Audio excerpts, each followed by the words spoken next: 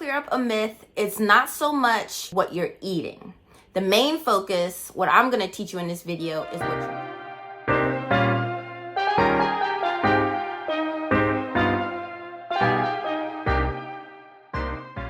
So you started out making an oversupply of milk, and after about 4 weeks or so postpartum, it seems like you're only pumping out about 1 ounce or 2. Or you've just been struggling from the very beginning. So in today's video, I will be helping you increase your breast milk supply quickly, at least within the next few days, and what things to avoid as well. Just to clear up a myth, it's not so much what you're eating. The main focus, what I'm gonna teach you in this video, is what you're drinking and how you're hydrating yourself. So the first tip I'm gonna go over is skin to skin.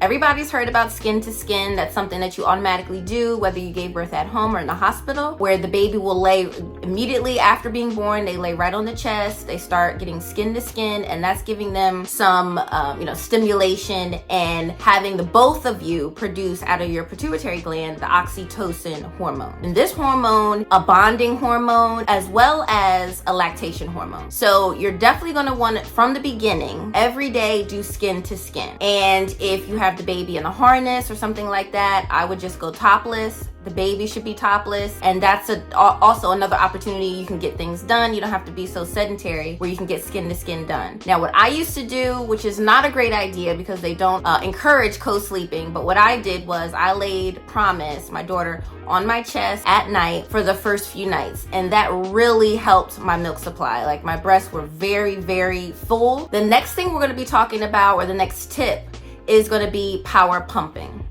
So after a few weeks, so if you're someone who was producing a lot in the beginning and then after a few weeks it kind of went down, the only reason why it went down is because it's regulating to how much your baby is drinking. So you're not going to be making an oversupply. You're just going to be making what's needed for your baby to thrive and survive. But a lot of people want to either go back to work or send their baby to daycare, and so they're going to need this oversupply in order to make more milk and in order to send milk to their babysitter or the daycare or wherever the baby will be going while they're away from the baby. So in order to do this, you may need to do something called power pumping. Now, with power pumping, this is going to simulate cluster feeding. So normally a baby may, if they're having a growth spur or they're trying to trigger your body to make more milk, they will keep feeding on and off, on and off, on and off throughout the day.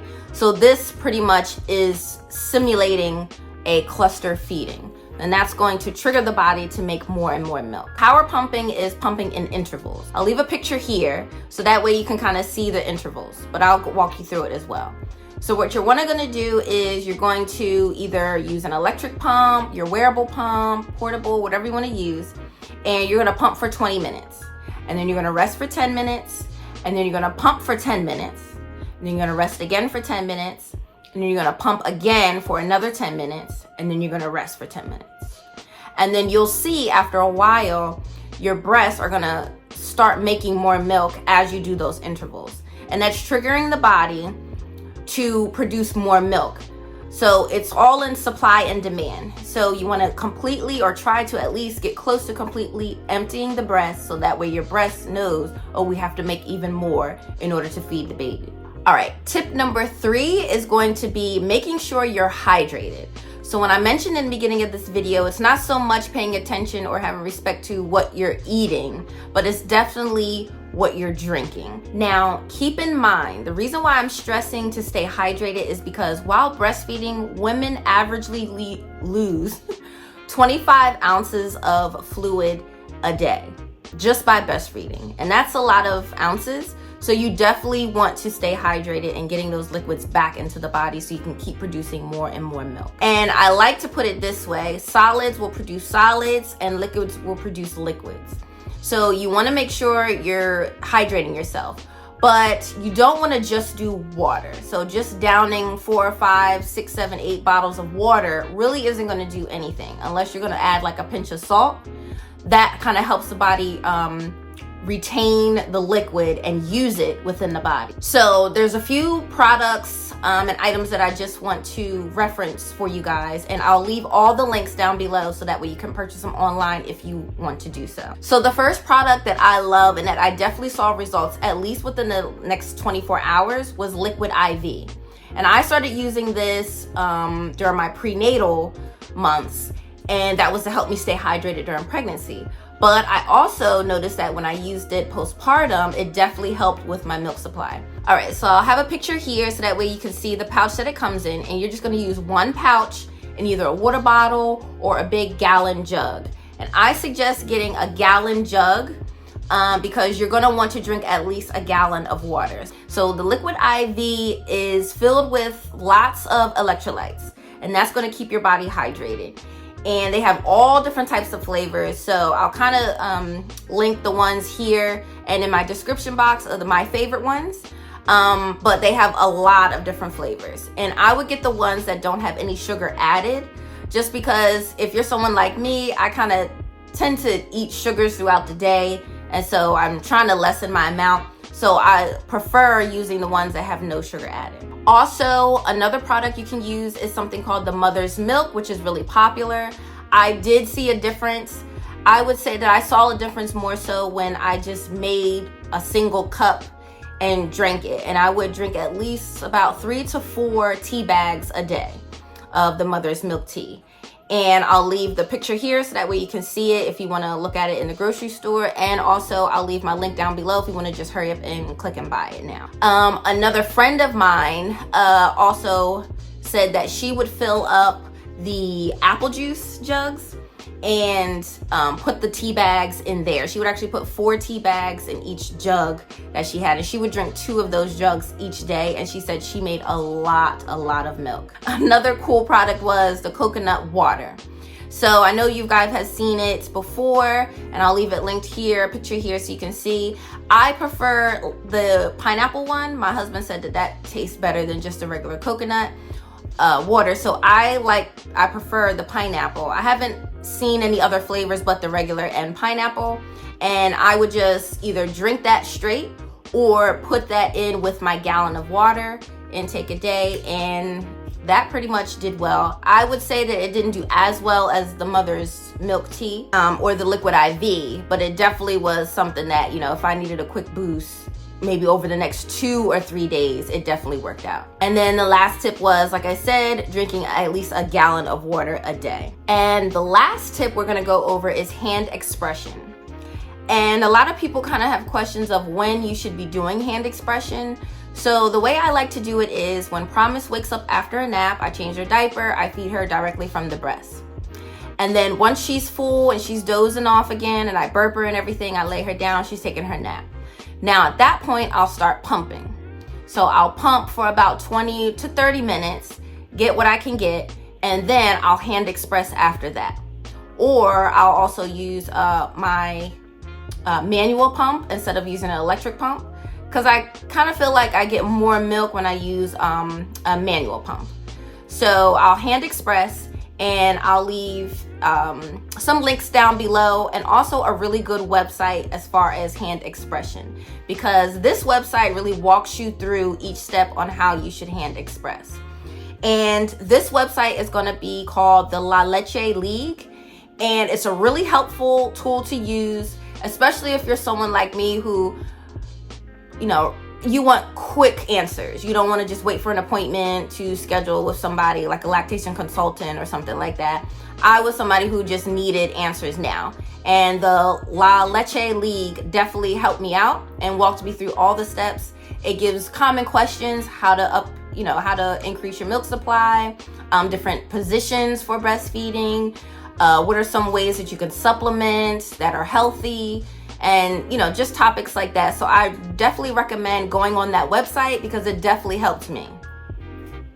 And you can also schedule appointments with people, coaches, lactation consultants, who can help you over the phone, via Zoom and things like that. So I definitely recommend going on that website. All right, so I'm so glad for those of you who stuck around into the end, because now I'm going to be giving you some really important facts about what to avoid. So we're gonna be going over what foods that you may consume and what to avoid, and then also oils to avoid. And this can very well be like oils that you would diffuse, so anything that you're smelling, not just intaking through like drinks and teas and stuff. So if I look down, I'm just looking at this list because I do not have it memorized, but the oils that I found that you need to avoid are blue cypress or blue cypress, cinnamon bark, which you should also avoid cinnamon as well, carrot seed, dill, hyssop, Idaho tansy, myrrh, rosemary, nutmeg, sage, and winter green. So the things that you would normally consume on a daily basis, whether it be through food or drink, these are the following that you should avoid while breastfeeding. Because these all are said to, even the oils are said to decrease the hormone being expressed called prolactin, which is the hormone that produces the breast milk for you. So you definitely want to stay away from caffeine. So any sodas, caffeinated like regular coffee.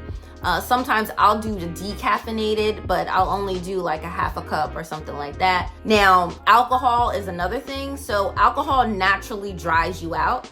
So anything kind of like oregano as well is on that list, whether it be an oil or consuming it through the herb. But those are things that naturally get rid of mucus. So, and any type of like excessive liquids and things in the body.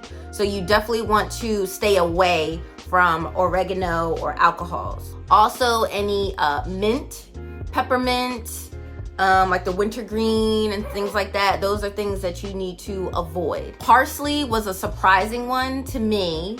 So definitely if you're going out in the restaurants, all of these things, definitely when you're going out, think about it, or at least have this list written down and put it in your purse, so that way you can kind of see the ingredients or ask the waitress, you know, are you going to be using any parsley to, dress the meal? Definitely want to stay away from parsley. All right, so let's just recap everything if you missed it or didn't catch it and want to write it down. So we went over, it's not really what you're eating to help you make a supply, but it's what you're eating that would make you lose your supply. So that's something to look out for. Also, you want to make sure you're doing your skin to skin, you're staying hydrated, doing power pumps frequently, whether it be like 2 or 3 times per week, and also hand expression is definitely going to help. And a website that I did reference for you to definitely click on and check out is the La Leche League. It's a great resource to use while you're breastfeeding. And if you have not already, please subscribe, like, and hit the notification bell so you always know when I post a new video and you're staying up to date. We also have a new Facebook group called Mothers Teach, so just look me up. I'll also leave the link down in the description box so you can join the family and you can stay up to date with all of my videos, any helpful discounts and different resources, because like I said, this channel is all about reviewing products and talking about topics that help you save time and money. So thank you so much guys for tuning in. I hope this video was very helpful for you. Please comment down below. Let me know what you guys think. Things that you've tried that kind of help you with your milk supply, and things that you definitely had to avoid because it dropped your milk supply. But thank you so much for watching. Until next time.